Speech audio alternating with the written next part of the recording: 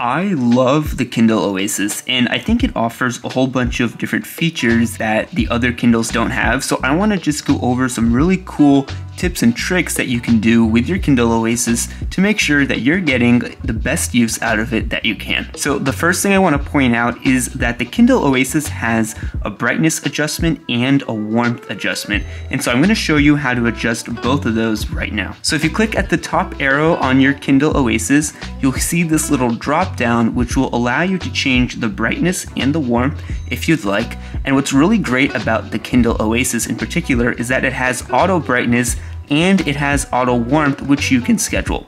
So I like to leave the auto brightness on. Right now I have the brightness at 16 just for the purpose of the video, but that's actually a little bit too bright for how I like to read on my Kindle. Now for the warmth, I've set it to schedule it automatically. So if we go ahead and click on that button there, you can see that it is set to automatically change the warmth with the sunset and the sunrise. And the most that I want it to go up to is a level 10 for the warmth. But again, this can be adjusted as well. And if you don't really like having the warmth setting, then you can of course turn that off. But personally, when I'm reading at night, I don't really want that much blue light in my eyes. So I really appreciate having the warmth scheduled there for me so that when I'm reading at night, it's nice and calming on my eyes. Another really important feature that a lot of people probably know about the Oasis is that it has page turn buttons on the side here, and you can actually change whether the top button moves your page forward or backwards. So to do that, you click on these three circles on the top right and then click on settings. And then you're going to go down to reading options and you're going to see this option for page turn buttons. Once you click on that, you can see that you can keep it at default where the first top button is forward and the second button on the bottom is back, or you can switch it to reverse order where the top button then becomes back and the bottom button becomes forward. But just remember that it doesn't matter which setting you set, it will be the same if you rotate your Kindle, which is another nice feature that the Kindle has a rotating option. So if you hold it this way or if you hold it this way, either way, the screen will adjust to accommodate the proper orientation. Now, another cool feature is that actually when you click on a book and you start reading, you have the option to adjust the orientation of the page, whether you want it in landscape or portrait mode. So right now you can see that I have my page in portrait mode, but if I click on the top of the page like this, and then I click on the big A and the little a to bring up the reading settings, and then I'm going to go ahead and click on layout, and you can see that there's this option for orientation. So right now it's in portrait, but if I go ahead and click on the second option, it's going to switch it to landscape. And now I can read my Kindle in landscape mode instead of portrait mode, which is a really nice change of pace if you want to hold your Kindle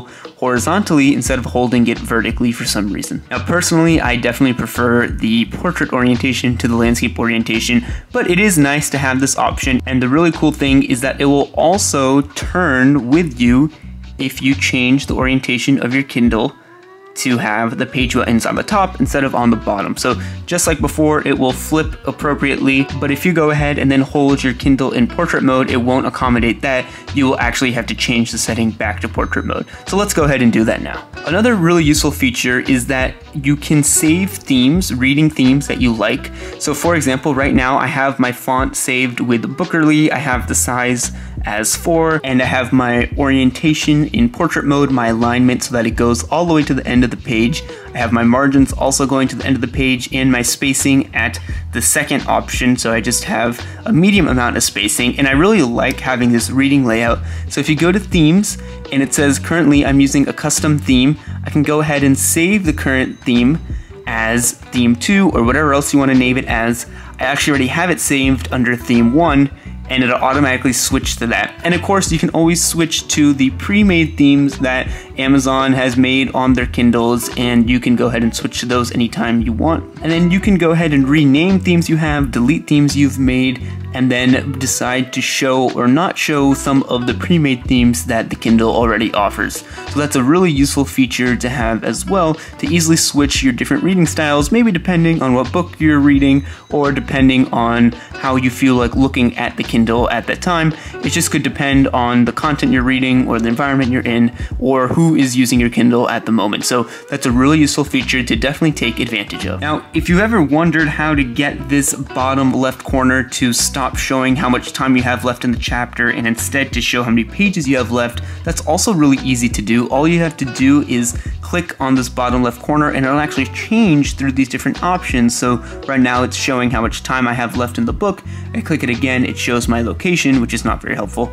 I click it again, it goes away, and I click it one more time and it shows the page number. Now, if you don't feel like clicking through all those options, you can also just go back to the settings on the top, and there is an option under More where you can click on Reading Progress and just go ahead and select which metric you want to use to monitor your reading progress. And if you like to have the clock showing at the top of the page while you're reading, you can go ahead and toggle that as well, and you'll always have the time. Finally, on the Oasis at least, there is the option to disable the touch screen, which can be really useful if you accidentally brush the screen frequently and then your page turns.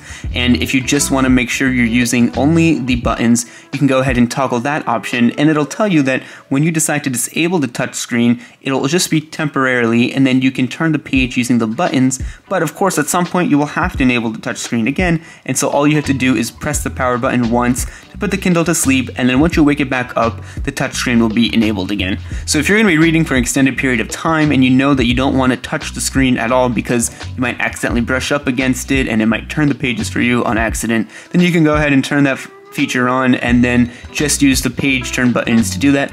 So let's actually turn that on, and you can see that I am touching the screen and nothing is happening, but if I turn the page with the buttons, the pages turn. And then I'm going to go ahead and put the Kindle to sleep.